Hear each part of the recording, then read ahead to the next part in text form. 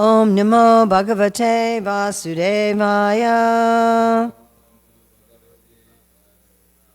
Om Namo Bhagavate Vasudevaya. Om Namo Bhagavate Vasudevaya. So today is June 3rd, 2024 in Hillsborough, North Carolina, New Goloka. It's the appearance day of Vrindavan Das Thakur. So I wanted to read something about Vrindavan Das Thakur and then a little bit about his mother. The mother of Srila Vrindavan Das Thakur was Sri Narayani Devi, the niece of Srivas Pandit. In his Sri Chaitanya-Bhāgavatam, Vrindavan Das has described how his mother attained the affectionate fervor of Sri Gaurasundar. Narayani Devi received the entire remnants of Mahaprabhu's meal. Though she was only an insensible child, he bestowed his mercy on her in this way. As a result of this mercy, Vrindavan Das Thakur, whose life and soul was Gaur Nityananda, took his birth from her womb. The name of his father is never mentioned. His father died when he was in the womb, when Vrindavan Das Thakur was in the womb. And then she took a job at the house of Sri Vasudev Datta, where she acted as a servant, and basically she lived in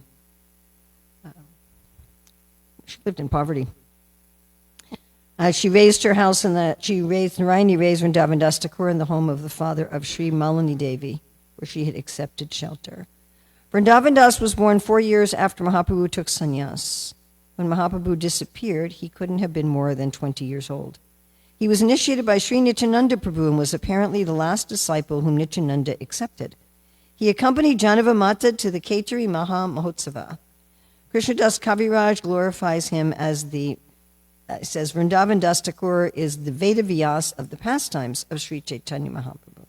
And what Krishnadas Kaviraj did is anything that Vrindavan Das Thakur described in Chaitanya-Bhāgavatam, he just describes in brief, and then he describes the things that Vrindavan Das Thakur did not describe. So there's a section in the Chaitanya-Bhāgavatam, and it's in Chaitanya-Bhāgavatam, Muchukunda, chapter 2.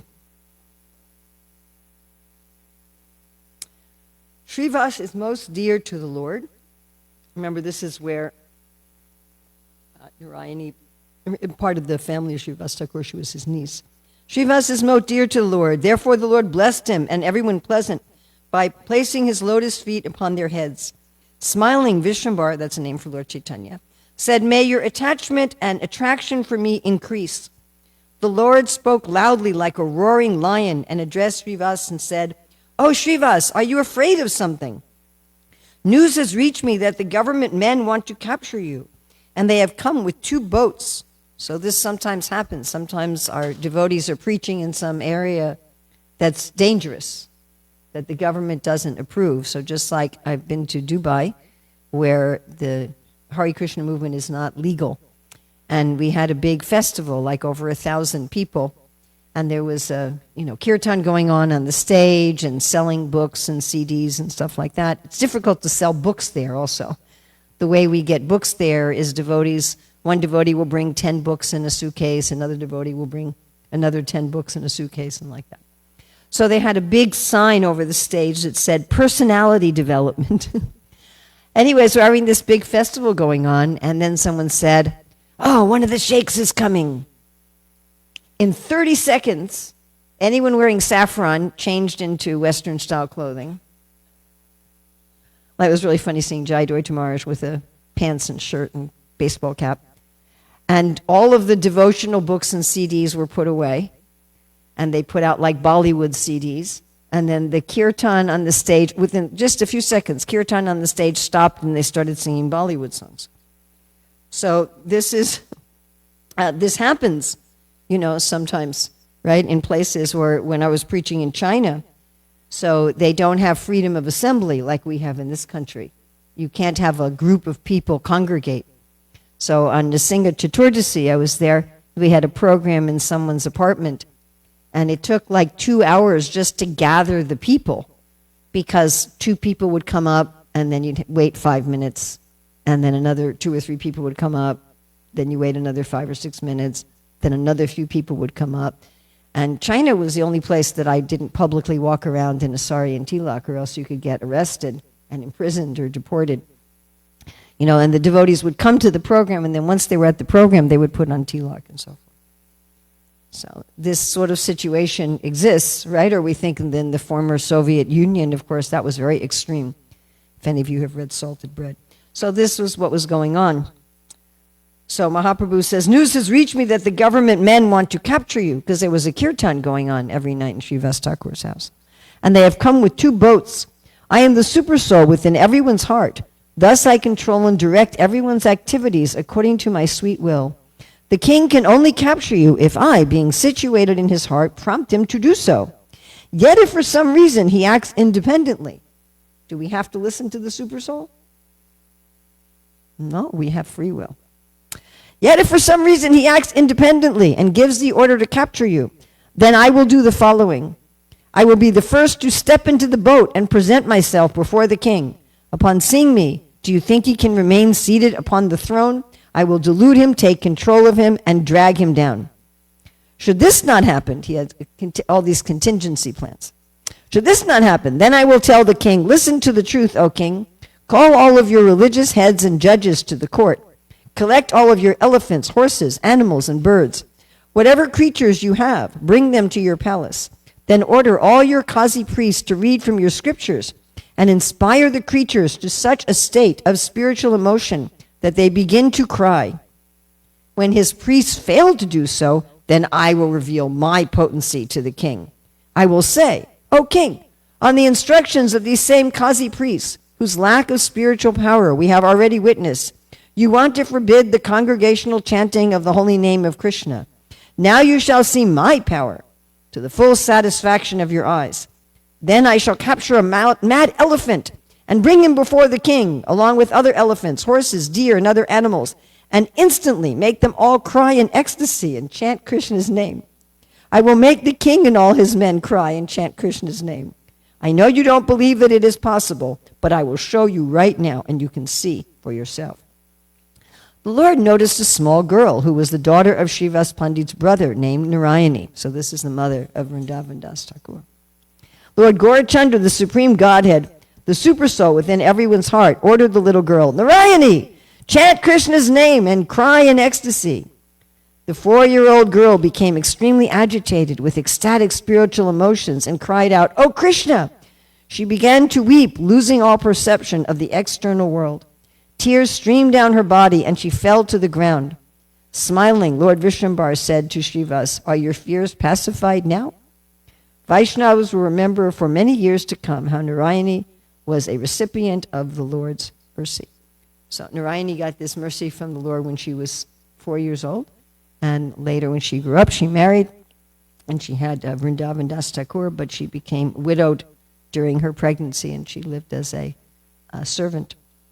And Vrindavan Das Thakur ended up again taking initiation from Nityananda and writing Chaitanya-Bhāgavatam. So we're going to read today from Śrīmad-Bhāgavatam, Canto 10, Chapter 52. We're going to read verses 3 and 4. And I think 3 is on the board here. Tapa Shraddha Yuto Dhiro Nisango Mukta Samshaya Samadaya Mana Krishne Pravishad Gandhamadanam Tapaha in austerities, Shraddha faith, Yuttaha having, Dhiraha serious, Nisanga detached from material association, Mukta freed, Samsayaha of doubts, Samadhaya fixing in trance, Manaha is mind, Krishna upon Lord Krishna, Pavishat he entered upon, Gandhamadanam the mountain known as Gandhamadana. Does anyone know what the word Gandha means? Smell, yes. The implication here is a nice smell. Yeah. BBT translation. The sober king, beyond material association and free of doubt, was convinced of the value of austerity. Absorbing his mind in Lord Krishna, he came to Gadanamadana mountain. BBT purport. The name Gadanamadana indicates a place of delightful fragrances. Undoubtedly, Gandamadana was filled with the aroma of wildflowers and forest honey, and with other natural scents. And we're going to go into the next verse as well. Badaryashrama asadya nara narayanalayam sarva dvandva sahashantas tapasara dayadarim. There he arrived at Bhadrakashrama, the abode of Lord Naranarayana, where, remaining tolerant of all dualities, he peacefully worshipped the Supreme Lord Hari by performing severe austerities. So you remember that Krishna told him, now go perform austerity. So we're going to read Srila Prabhupada's translation of this in Krishna book. Eventually he reached, this is about King Muchukunda again.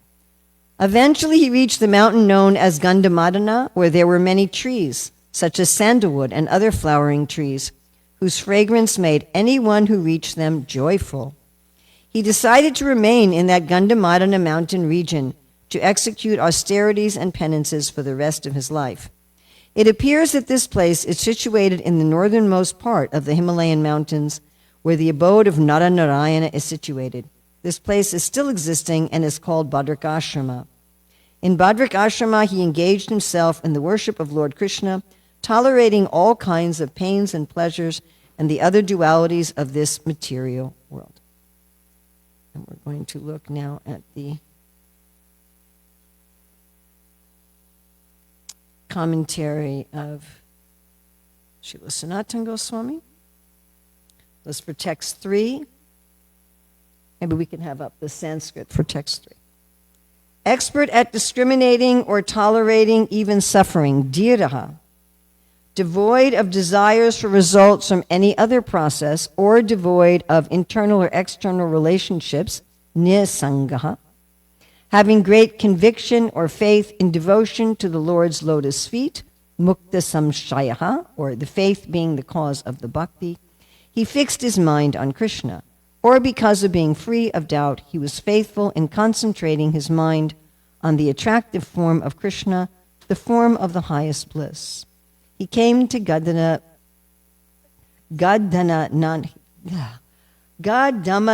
hill in the most excellent condition, pra-avishat. I want to look at, Srila Jiva Goswami just adds one thing, respectfully concentrating on Krishna, tapa shraddha yutaha. Okay, I want to look now at Sanatana Goswami's commentary. Sanatana Goswami's commentary on the next verse, text 4. In Bhadrakashrama, he came to the abode of Naranarayana, or he came to Bhadrakashrama where Naranarayana had taken shelter. His main reason for coming there was austerity, for there the two avatars who propagate austerity were directly present. Tolerating dualities like heat and cold with undisturbed heart, he worshipped the Lord who removes all suffering or is most attractive. Harihi. Tapashraddha yuto dhiro nisango mukta samshayaha samadaya mana krishne pravishchad gandamadanam badar ashrama ashadya nara narayana alayam sarva dvandva sahashantas tapasara dayam darim.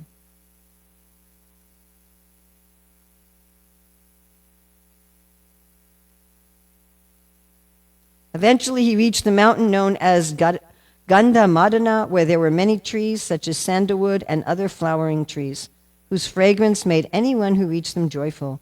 He decided to remain in that Gandamadana mountain region to execute austerities and penances for the rest of his life. It appears that this place is situated in the northernmost part of the Himalayan mountains, where the abode of Naranarayana is situated. This place is still existing and is called Bhadrakashrama. In Bhadrakashrama, he engaged himself in the worship of Lord Krishna, tolerating all kinds of pains and pleasures and the other dualities of this material world. Lord Krishna returned to the vicinity... Oh, that's next part.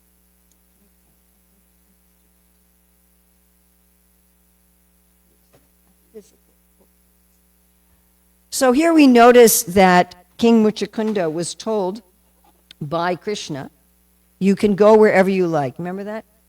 Said you can wander the earth, comma, at your own desire. So he's wandering around and he goes north because north is physically and symbolically associated with renunciation, as we already read.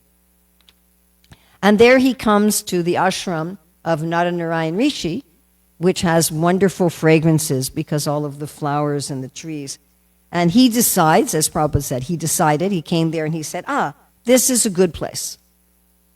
This will be conducive because Krishna told me to do austerities, and here I am in a place of austerity. Naranarayan Rishi are the personification of austerities, and everything smells very nice. So this will be a very good place. So this idea of having a suitable place for our bhajan and worship is there throughout the Vedic literature. Especially we find here King Muchukunda is basically taking vanaprastha. You know, he's already retired. He got some sleep after his hard work. His family's all dead. His kingdom's all finished. And so Krishna's telling him do austerities, and he wants to find a good place for his austerities. And again, we find this kind of description. The devotees go to a place often with water, you know, very clean water, like Kardama Muni. He's meditating by a lake where the lake was as clear as the pure mind of the devotee. Lord Shiva likes to meditate in a place where there's no birds. Birds. So the tree under which Lord Shiva sits, there's no birds because he doesn't want any noises disturbing his meditation. Of course, we can also meditate on birds as Krishna's artistic sense. And just like in our Hare Krishna temples, we try to make the atmosphere very pleasing. Right? Like this room is very beautiful. The wooden walls, the gorgeous original paintings on the walls. Right? Even we have this, you know, the metal thing pulls the gate has been painted to look like wood. So we tried to make everything very attractive. Right? And the property, we have all these gardenias, right? You walk down the lanes and you're in Gandhamadana. You're surrounded by fragrance. Of course, the wintertime, we can't do that here. But at least in the spring, summer, and fall, we have varieties of flowering, fragrant plants. And as you walk through the property, these different scents fill the atmosphere. And of course, we like the chirping of birds, unlike Lord Shiva, which remind us of Krishna. We have the beautiful woods here, and we have the creek, and so many things. That's a very conducive atmosphere for meditating on Krishna. And one should do like that in one's own living situation also. You know, we keep our own room, should be very, very clean. Prabhupada says we should be revolutionary clean. And we should have a place that's easy enough to keep clean. You know, sometimes people have so much knickknacks and paraphernalia that it takes 5 hours just to clean everything. And to have everything neat, which means not having more stuff than we have place to put it. So I remember one person who lived here long ago in a small room. She had piles of stuff everywhere. And someone came to visit and said, "Oh, you just don't have enough space." And I kept my mouth shut, but I was thinking, no, you've got too much stuff. You know, to make sure that we're in an environment that's actually conducive for meditation. Everything should be clean, everything should be neat, there should be very nice natural fragrances, fresh air, and so forth. Of course, sometimes we see that devotees do exactly the opposite of this. Can any of you think of a prime example in recent history in our sampradaya of someone who did exactly the opposite of this? Prabhupada coming to New York. Gorkishore Das Babaji chanting his japa next to an outhouse where there's very bad smells. So why did he go to a place where it smells very bad? Because he didn't want materialistic people bothering him. Because materialistic people, especially in India, they're always going to sadhus, "Give me a blessing, give me a blessing, give me a blessing, give me a blessing." And he didn't want to be bothered. So of course he was in the holy dham, but he especially picked a smelly place. And we have some of the avadutas who do this, like Rishabdev and Jad Bharata, and when Maharaj Yudhisthira, when he took Vanaprastha, they appeared like somebody who was such that nobody would want anything to do with them. So that's also another method. But it's not that we should put open sewage here near Goloka to keep away the, materialistic people. And in general, we should create a very beautiful, fragrant, clean, neat, sattvic atmosphere where people will like to come. And just like at our Bhaktivedanta Manor, they've got beautiful, beautiful gardens and ponds. And so many, many people come there just they want to, go to a park, Well, not anymore. So, no, they've wrecked it. So people go there because they want to go. Don't get me talking about that, especially recorded on the internet. So fire will start coming out of my ears. So people go there just, because they want to go to some beautiful place, and because they're there at a beautiful place, then they also see Radha Gokulananda and Sitaram Lakshman Hanuman and Gaunitai, and they also take prasadam, and they go to the kirtan, and they buy Prabhupada's books and so many things like this. Right? We have Gopal Krishna Maharaj has done this right smack dab in the center of Delhi. Right? We say helly smelly Delhi. But right there in the middle of helly smelly Delhi, you have the Glory of India temple. You have now the beautiful Rohini temple. And there you are in the middle of Delhi, and the beautiful buildings and beautiful gardens. And you see Krishna and Kaliya and so many things, and you enter into this atmosphere, this transcendental atmosphere, and immediately your mind becomes changed. So we want to, as far as possible, be in an external atmosphere that influences our mind towards transcendence. However, for preaching, we can go anywhere. The devotee is willing. This was said by Lord Shiva to Parvati after she cursed Chitraketu, and he wasn't disturbed at being a demon. Right? You were talking the other day, Maharaj, about the surrender, Atmani Vedanam, their surrender of the body, surrender of the mind, surrender of the soul. And the surrender of the soul is whatever body you put me in, Lord, I'm willing to do your service. You were quoting from Bhaktivinoda Thakur saying, Kita Janma Hoy, and you were talking about the millipedes in your house.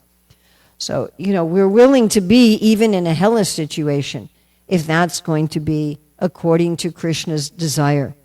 And of course, as you mentioned, Maharaj Srila Prabhupada exemplified that. He had to stay with people who were keeping cat food, which is made of meat, in their refrigerator, which was, not done by a Vaishnava. They wouldn't stay in some place where people were keeping meat in their refrigerator. But he did that for the sake of preaching. All right, now I would like to look at the qualities that King Muchukunda is cultivating here. When we talk about austerities, often we think about external physical austerities, which are also useful. Right? Like we just had Ekadasi. So on Ekadasi we do some austerities where we don't eat our regular food. And it may not seem that big of a deal to us, but like for people who live in rice cultures, not to eat any rice is a huge austerity. It's like they just, what am I going to eat? I have nothing to eat. And of course, some people do a fast from all food. Some people do a fast from all food and water. So that's an external austerity. Of course, the main austerities that Prabhupada gave us were no eating meat, fish, or eggs, no intoxication, no illicit sex, and no gambling. And Prabhupada liked to tell the story about how Lord Jetlin had been told this austerity by one of Prabhupada's godbrothers and said, this is impossible. And so Prabhupada said, when I came to the West, I thought I was going to ask an austerity of people that they would say, oh, this is impossible. And how are we going to do this?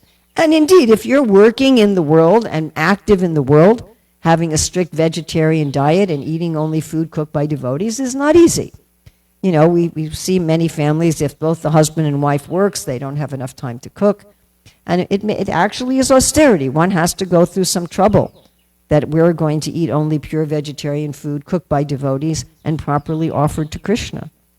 And for many people, no illicit sex is a huge austerity. And we see this in our Hare Krishna movement. We see people who are not able to follow this regulation. We run into it all the time. And for no intoxication, for many people, again, this is a huge austerity. So many people are addicted to so many types of intoxication, and we forbid even, coffee, tea, and Coca-Cola. And for many people, how are they going to function without their morning cup of coffee? And then there are some people for whom gambling is a real problem. I've met 2 devotees who really struggle with a gambling addiction. And so for some people, this is also a huge austerity. So these are the main austerities that Srila Prabhupada wanted us to do externally. Prabhupada didn't want us to do austerities like Dhruva Maharaj, where, we're sitting outside in the forest without a shelter and we're only eating dry leaves and roots from the forest. That's not the kind of austerity Srila Prabhupada wanted us to do. But the main austerity that we have to do if we want to actually become Krishna conscious is we have to give up the false ego. And that's actually the biggest austerity, and you can tell it's the biggest austerity by how we react whenever someone tells us we've done something wrong, or that there's something imperfect about our character. What's our response to that? Or try telling someone else that and see their response. Don't try that, actually. But you'll see that our response is to become defensive. I'd had someone recently had a long conversation with me about the negative comments that we find in the scriptures about women. And after talking with her for a very long time, I said, really, your problem here is your own pride. That you're thinking, I am a woman, and as a woman, I am wonderful. And it was hard, It was hard for me to say that, and it was hard for her to hear it. But it was interesting. Once she actually heard that and assimilated that, it was quite fascinating. We were having a video talk. She says I've met her, but I don't recall meeting her. So I was just talking to her. She was a very ordinary-looking person in her 40s, very, very ordinary looking. And once she accepted that her problem was pride, and once she let go of that pride, her actual physical demeanor changed. It was astonishing. Within the space of a few moments, she went from an entirely ordinary-looking person to a very glowing, attractive person. I think you talked about that, right? How Prabhupada said his disciples were becoming beautiful. So that's the main austerity. So here we see some details about what that means here. So in text 4,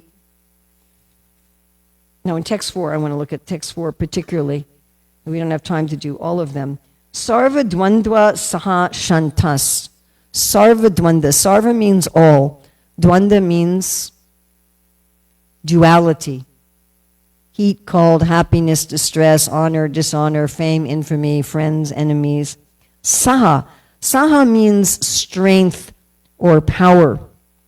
Particularly here, the BBT translation is tolerating. When you look up the meaning of this word, it generally means with strength or power. Shantas. Shanta means peaceful.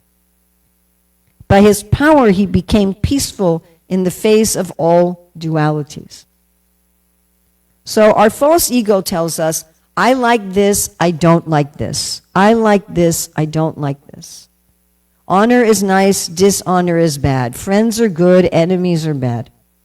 That's all coming from the false ego, from identifying with this body. And so one austerity that we do is by our mental strength, we become peaceful. Now, people often think that this means repression. It doesn't mean repression. It means santas. It means equanimity. That one sees that in life, sometimes people praise you, sometimes people criticize you. Does this happen to everybody? Does anybody here always get praised? Does anyone here always get criticized? It comes and goes. Sometimes we have happiness, sometimes we have distress. It comes and goes. Yes? Does anyone here have material happiness all the time? Does anyone here have material distress all the time? No, it comes and goes. And therefore one becomes peaceful. One regulates one's mind that this is just related to the body and mind. It's not related to me. And as Krishna says in the 5th chapter of Bhagavad Gita, one enjoys a pleasure within. So these austerities are both the result of meditating on Krishna and part of one's sadhana to qualify oneself to meditate on Krishna. Because if the mind is always going, if we sit down to chant japa and our mind is going to all of our, hankering and lamenting, Sochiti kansati. Oh, I want this new pair of shoes. Oh, I have to deal with this enemy. Oh, I have this problem. I have this money problem. I have this family problem. I have this health problem. If our mind is constantly doing that, we're not going to be able to meditate on Krishna. And when we meditate on Krishna, we become detached from the mind jumping around like that. Does that make sense? So let's look also at the other things that are listed for him. We have Shraddha. He had faith. He was dhira, he was very sober. So dhira means literally sober, not literally taking intoxicants. But it also means not being crazy, not panicking. This is also part of the false ego. I have so many urgent crises that have to be taken care of, or I might die. And we get so upset about everything.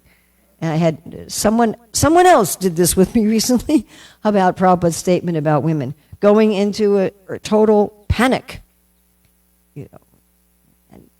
but one should be sober, one should be clear-headed, and if we're going through some sort of anxiety or panic, then just wait to make decisions. Don't make decisions in a panic. Nissango, so nissango, not having, it literally means not having association, detached from material association. We call it detached from material association because Muchukunda was going to find the association of the Lord. And both Sanatan and Jiva say this also means being detached from processes like karma yoga, gyan yoga, and dhyan yoga. Only having faith in Krishna. Mukta samshaya, that's a really nice statement. Samshaya means a doubt, a difficulty. Mukta samshaya, he didn't have any more doubts. Now, of course, that's pretty easy because he saw Krishna face to face. So that's definitely easy to become free from doubts. But we do have demons who see Krishna and still have doubts. So this is also a question of, well, how do you become free from doubts? One has to have practical experience of Krishna consciousness. Yes? Samadhaya, he fixed his mind on Krishna. Samadhaya mana Krishna. So this isn't just meditation on the void. So these are some of his internal austerities. This sarva dvandva sahashantas, being peaceful, making a mental determination, I am going to be peaceful in the face of all austerities. Developing one's faith, sobriety, giving up all other processes as a hope for spiritual understanding, and working to become free from our doubts, to fix our mind on Krishna. So we have just a couple minutes if anyone has questions or comments or anything they'd like to add. Oh, certainly, Maharaj. You're very good at that.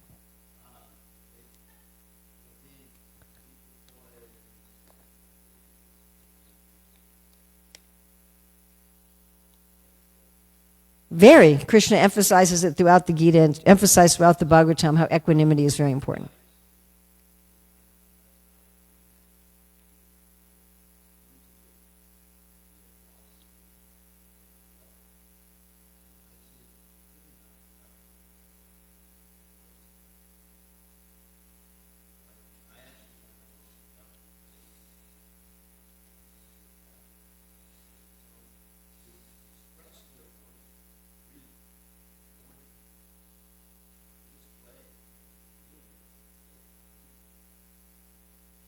Well, I really like what you said. What Maharaj said is that when people are going through some kind of great trauma, like having someone close to them die, it's often best to first express their grief. So I would give two answers to this. If the trauma that someone is going through is not severe, we have many ups and downs, happiness and distress, not severe in life, then one doesn't repress those feelings. One allows those feelings of grief or anger or lamentation to arise physically in the body, but one does not need to express them at all. And one does not identify with them, and one lets them pass through the body and mind as an observer. If the emotions that come up are extremely severe, the analogy that I give, it's just like if you're walking down the street having a conversation with someone and a very noisy truck goes by. you may have to pause your conversation until the truck has passed you by. So sometimes when things happen that are extremely severe, and this has happened to me, as I've talked about, when Chakra died, I had 10 days when I just had to let that grief be there. But even then, one should be an observer. One may need to cry, one may need to go away from everybody, but one should observe that this is not ultimately happening to me. And I've personally done that.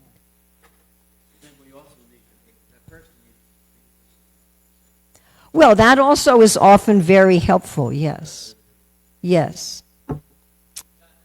Radha Golokananda ki jai.